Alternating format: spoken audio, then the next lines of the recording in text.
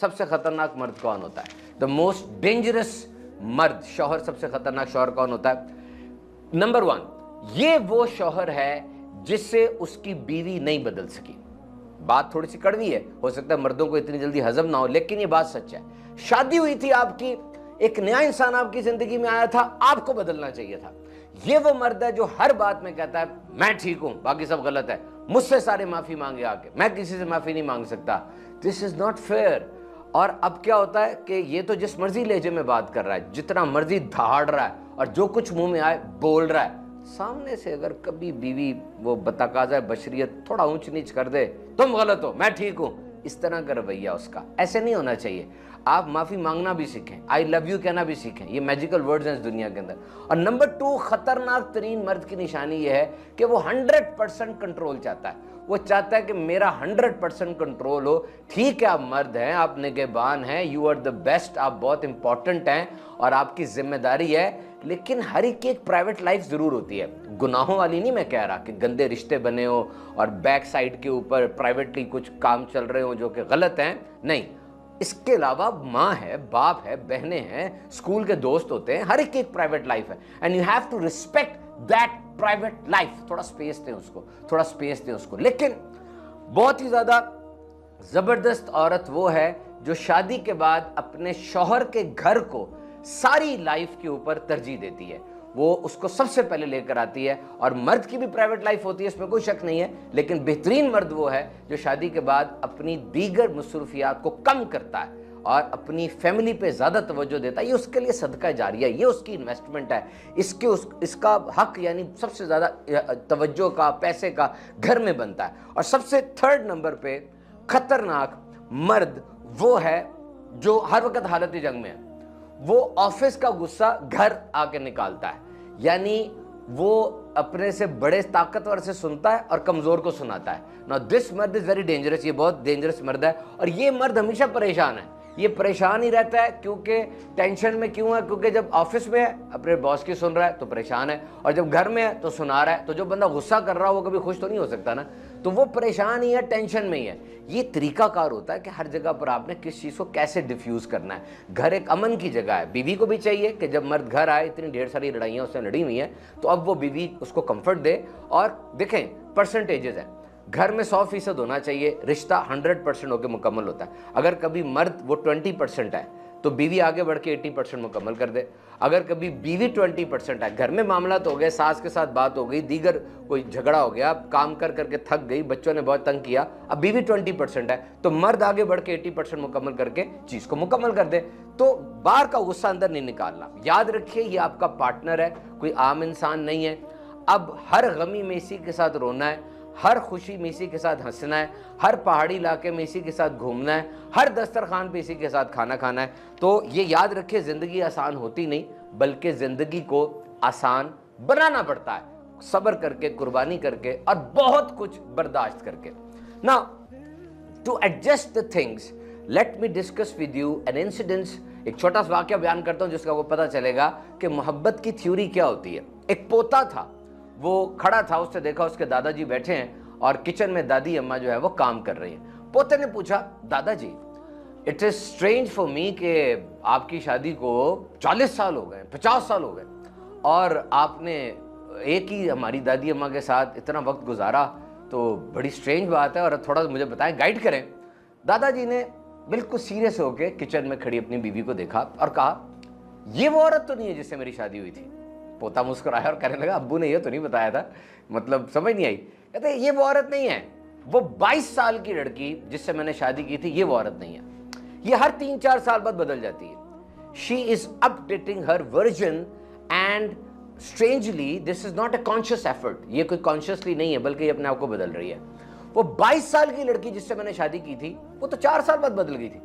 जब उसके यहाँ पहला बच्चा पैदा हुआ, याद रखें जब इंसान का जिस्म जाता है ना, इसके जो मसल्स हैं वो थोड़े मस्कुलर हैं, स्ट्रेच कर जाते हैं। एक दफ़ा जब मसल स्ट्रेच कर जाएं तो दोबारा पूरे अपनी जगह पर नहीं आते, थोड़ी सी चेंज आ जाती है, रिलैक्स कर जाते हैं, इलास्टिसिटी होती है उसके अंदर। तो जब बच्चा पैदा होता है तो वो जिस्म के मसल्स वैसे नहीं रहते। तो कहा कि ये 22 साल की लड़की जो मैं ब्याह के लाया था, 4 साल बाद उसके यहाँ बच्चा पैदा हो गया, उसके जिस्मानी खदोखाल वो नहीं रहे, और फिर मेरे पे तवज्जो वो नहीं रही शादी के बाद तो मौज मेले, मस्तियाँ, तितलियाँ उड़ रही हैं, बाइक पे जा रहे हैं, अंडरपास से गुजर रहे हैं, खूब मज़ा आ रहा है, डेट नाइट्स हो रही हैं, डिनर हो रहे हैं, हर वक्त एक दूसरे के साथ जनाब मौजें मरी और साथ पहाड़ी। लेकिन अब उस बच्चे के आने के बाद ये चीज़ नहीं रही। अब उसकी तवज्जो मेरे पे कम हो गई। अब मैं अगर उससे उतनी मोहब्बत मांगता तो वो ना देती। तो मैंने अपनी वर्जन को अपडेट किया, मैंने दोबारा इससे मोहब्बत की एक नए अंदाज से कि मुझे मोहब्बत का अंदाज बदलना है। और फिर उससे कुछ अरसे के बाद जब वो मजीद बड़ी हो गई, 40 साल की हो गई, 35 साल की हो गई, अब उसको रोमांस नहीं चाहिए था, उसको सपोर्ट चाहिए थी। और फिर थोड़ी और बड़ी होगी तो उसको सिक्योरिटी चाहिए थी, इसको एक पार्टनर चाहिए था जो हेल्थ उसको दे, उसको एक पार्टनर चाहिए था जो उसको तन्हाई में खुशी दे, उसको कंपनी दे, उसको दवाइयाँ ला कर दे और हर दुख दर्द के उन मामलात को समझे और बगैर कहे उसकी बात को माने। वैसे भी औरतों के अंदर ये एक खास इंस्टिंक्ट होती है कि वो ये चाह रही होती है कि मैंने बोला भी नहीं है, मेरी बात को समझ लिया जाए। मर्द ऐसा नहीं करता, मर्द लॉजिकल होता है, हर चीज़ को एक्सप्लेन करता है, लेकिन ये कोई कमजोरी नहीं है, ये फितरत है। मर्द को समझना चाहिए, ये औरत को भी समझना चाहिए कि how we can deal with the things, sometimes these things happen. तो मर्द की सबसे बड़ी गलती ये होती है कि वो एक दफ़ा मोहब्बत करता है, उसको रिन्यू नहीं करता, जबकि रोज़ाना मोहब्बत रिन्यू होती है। औरत इसके रंग बदलते हैं। और मैं फिर कह रहा हूँ, ये गलत बात नहीं है, this is something natural, this is something male has to understand that female they are continuously changing everything। फिर मीनोपॉज आ जाता है, जब औरत बच्चा पैदा नहीं कर सकती, बांझ हो जाती है, तो उसके बाद तो उसकी लाइफ में जो एंजाइम्स हैं, प्रोजेस्टेरोन, एस्ट्रोजन वगैरह है, वो तो ऊपर नीचे हो रहे होते हैं, बॉडी फ्लश हो रही होती है, डिप्रेशन हो जाता है, दर्दें शुरू हो जाती हैं, बोन डेंसिटी कम हो जाती है। All the things must be considered bye you. आपको सब चीज़ें सोचनी चाहिए। और फिर देखिए ये चीज, रिश्ता है कितना जबरदस्त। नबी पाक सल्लल्लाहु अलैहि वसल्लम ने शायद फरमाया, निकाह करने वाला अपना आधा दीन बचा लेता है। कितनी बड़ी बात है यार। देखिए दीन कितना बड़ा है, दीन कितना बड़ा लफ्ज है। इस दीन में जो है वो नमाजें, रोजा, हज, ज़कात, नफ्स से लड़ाई, सब कुछ इस दीन में, इतना बड़ा दीन है, उसका आधा सिर्फ एक रिलेशन की वजह से बच रहा है। How you can imagine this. यानी क्वार्टर नहीं का, और ये नहीं का कोई रिकमेंडेशन हो रही है, this is compulsory, this is something mandatory, this is something ordered bye नबी पाक सल्लल्लाहु अलैहि वसल्लम। हमारा दीन, हमारा ईमान, सब कुछ जो है वो क्या फरमा रहे हैं कि दीन आधा तुम्हारा बच जाएगा जब तुम शादी कर लोगे, निकाह कर लोगे। तो फिर आधा दीन सिर्फ इस एक रिलेशनशिप की वजह से बच रहा है। So it means that in comparison with दीन we have misunderstood this relation whatsoever. कि अगर दीन की बात की जाए, एक मुसलमान ने निकाह को, शादी को समझा ही नहीं है कि निकाह शादी के अंदर कितनी ज्यादा हिकमतें मौजूद हैं। तो ये याद रखिए, इंसान की जिंदगी की सबसे बड़ी स्ट्रगल्स दो हैं। Remember this fact, two struggles are the maximum, one is eye control and second is the control of your private parts. आप जो है शहवत वाले आज़ाद जो हैं, और फिर आंखों का कंट्रोल, ये सबसे अहम तरीन स्ट्रगल है इंसान की। अब नोट कर लें, अगर इन चीज़ों को खुला छोड़ दिया जाए, इंसान कहीं का नहीं रहता। इन चीज़ों को बांध लिया जाए, असूल के तहत कर लिया जाए, मंजिलें तय कर जाता है, दुनिया में भी और आखिरत में भी। और निकाह इसको डायरेक्टली डील कर रहा है। नबी पाक ने फरमाया, ए नौजवानों, तुम में से जो निकाह की इस्तात रखता हो वो निकाह करे कि निगाहों को झुकाने वाला है, और जो इस्तात ना रखता हो वो रोज़े रखे, क्योंकि ये शहवत को कम करने का जरिया है। तो निकाह के जरिए ये दोनों चीज़ें कंट्रोल होती है। और एक और बहुत बड़ा एस्पेक्ट सुने, नफ्स की शरारतों में, नफ्स की चीरा दस्तियों में, नफ्स के हथकंडों में सिर्फ लस्ट नहीं है, ये सिर्फ शहवत नहीं है जो नफ्स के साथ आप रिलेट करें।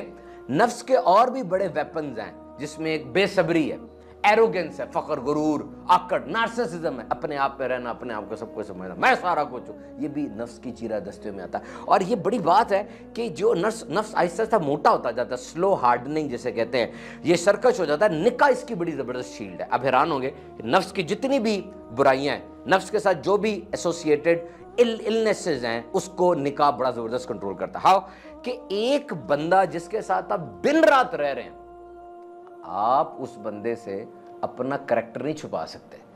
आप उस बंदे से करैक्टर कैसे छुपाएं? कहानी, बीवी शौहर के लिए लिबास है और शौहर बीवी के लिए लिबास है, तो लिबास है, और लिबास ऐबों को छुपाता है, लिबास इंसान को खूबसूरत खुशनुमा भी करता है, लिबास बिल्कुल जिस्म के साथ जुड़ा होता है, तो लिबास है। एक बंदा जिसके साथ आप दिन रात रह रहे हैं, आप उससे करैक्टर नहीं छुपा सकते, और ऑटोमेटिकली जो चीजें मैंने आपको बताई ये उसमें डील होंगी, ये उसमें डील होंगी जनाब, ये उसमें डील होंगी। कैसे डील होंगी? कि जब आप बीवी के साथ रह रहे हैं और बीवी अपने शौहर के साथ रह रही है, बहुत सी चीजों में सब्र करना पड़ेगा। तो बेसब्री वाला फैक्टर कवर हो गया, करना पड़ता है ना सब्र, कंप्रोमाइज करना पड़ता है। नंबर 2, जब आप बीवी के साथ रह रहे हैं और बीवी शौहर के साथ रह रही है, उस वक्त आपको बहुत सी बातों में अपनी बात नीचे करनी पड़ेगी। आर्गुमेंट्स में, दलाइल में, गुफ्तगू में अपने आप को हराना पड़ेगा, उसको जिताना पड़ेगा। इसका मतलब आपके अंदर जो एरोगेंस है, जो आकड़ है, वो भी कम हो रही है। और नंबर 3, आप ये देखते हैं कि ये निकाह जो है नार्सिसिज्म को कम कर रहा है।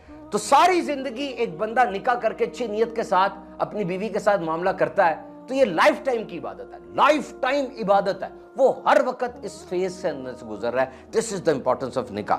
तो फरमाया इसी बात के आखिर में कि आधा ईमान तो तुम्हारा बच गया, बाकी आधे के बारे में अल्लाह से डरते रहो, बाकी आधे के बारे में अल्लाह से डरते रहो। This is the importance of निकाह। तो आप ये बात याद रख लें, महसूस कर लें, लिख लें। एक बंदा जो अपने घर के अंदर सुकून में है, उसकी नमाज पढ़ने का अंदाज ही कुछ और होगा। वो सखावत करेगा और ही अंदाज होगा, उसका लेन देन मजबूत होगा, मुस्तहकम होगा, खुश होगा, मुतमईन होगा, उसे खुशी हासिल होगी। If is safe at home, अगर घर के एंड से वो सिक्योर्ड है तो ये सारा कुछ होगा।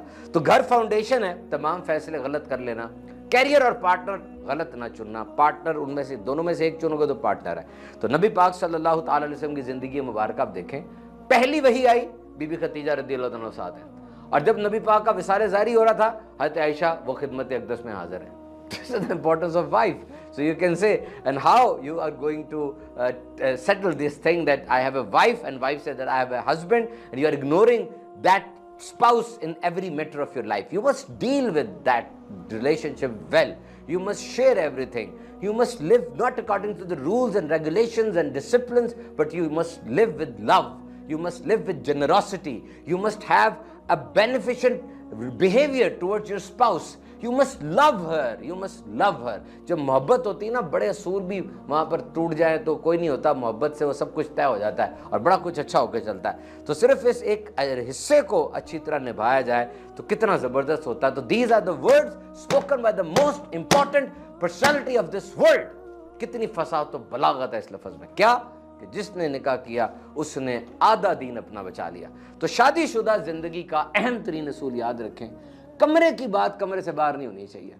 कोई भी हो जिंदगी में, कमरे की बात कमरे से बाहर। आप मियाँ बीवी हैं यार, दिन में 1000 बातें होती हैं, 1000 बातें भूल भी जाते हैं। अगर आपने बार बात कर दी, चाहे वो आपके सच्चे माँ बाप है, वो नहीं भूलेंगे। वो क्या हमारी बेटी के साथ ऐसे हुआ, हमारे बेटे को ऐसे कहा, उनको ना बीच में डाल, वो सारी जिंदगी नहीं भूलेंगे। आप तो मियाँ बीवी हैं, भूल जाते हैं बातें, अपने तक रखें, बात खत्म हो जाएगी, आगे नहीं जाएगी। बहरहाल कुल्हाड़ी को भूल जाता है, दरख्त को याद रहता है। तो मुंह से जो लफ्ज निकाल रहे हैं उन लफ्जों के ऊपर थोड़ा पैरा देना सीखें। लफ्ज निकालते हुए सोचे ये नेकी है, ये खुशी है, इसका फ़ायदा है, ये रहम दिली है इन लफ्ज़ के अंदर कि नहीं, और फिर उसको रोक लें, गौर से सुने। 95% लड़ाइयाँ इसलिए नहीं होती कि क्या बोला, 95% लड़ाई इसलिए होती किस अंदाज से बोला। सो योर अंदाज इट मैटर्स। और फिर बड़ी बड़ी दोस्तियाँ एक सेकंड में जो बदल जाती हैं, ख़ानदान तबाह हो जाते हैं, वो गीबत है। ये आपकी शख्सियत को तबाह कर देता है। एक बंदा आपके सामने गीबत कर रहा है, चस्का लग गया, हर जगह जाके गीबत करेगा।